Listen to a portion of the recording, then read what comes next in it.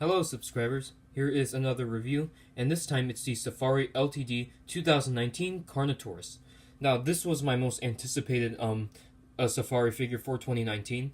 For one, I've been waiting for a Carnotaurus to be made for the Wild Safari line, because the only two Carnotaurs we got from Safari was the ones for the Carnegie line, the original one from the 1990s, and of course the 2011.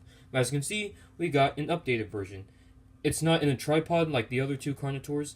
It's in, it's standing on its own, on its 2 feet. So, as you guys know, Spino Dude was the first to get his hands on this figure, as Safari sent it to him for free, and now I'm happy to have my hands on this highly anticipated figure, so let's take a look at it. As always on this channel, let's take a look at the detailing first. As you can see, by looking at the detailing in the sculpt, you could tell that this figure was sculpted by Doug Watson, because he usually adds all these scales across the figure. And as you can see, this figure is very nicely detailed, even though in my opinion the details aren't as great as, say, the Prestasuchus that was released in the same year.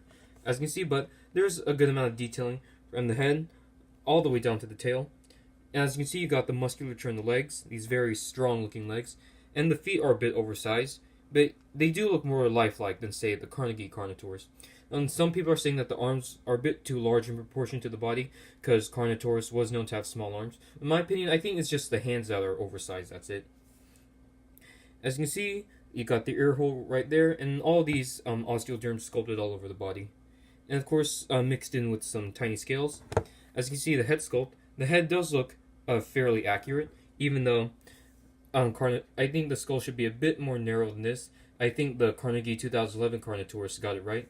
And the teeth is probably one of the reasons why people are mixed about this figure. They aren't that well sculpted.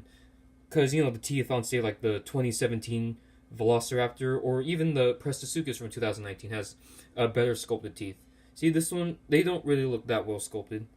See if my camera wants to focus. But yeah, I'm pretty sure you can see the teeth. And say, like, this side of the Carnotaurus' head, it looks like it's smiling. Especially from this side. It doesn't really look that intimidating. But overall, from a distance, it looks more natural. Looks more natural than some other Carnotaur toys that were made. On to the paint job of this figure, and I have to say, this is a pretty neat paint job right here. It's not too crazy, but it's not too boring either. In my opinion, it's very realistic. As you can see, you got the a sandy color underbelly, and you got some like a greenish color right here mixed with some brown stripes, and of course, you got an orange head right here. In my opinion, I really like it, even though I kind of prefer the coloration of the 2011 Carnegie Carnotaurus. On to the aesthetics of this figure, and I have to say, like the Prestasuchus, this is a very realistic looking figure right here, mostly due to certain elements like the pose and the paint job. As you can see, the pose right here is very natural. And here it is from the other side.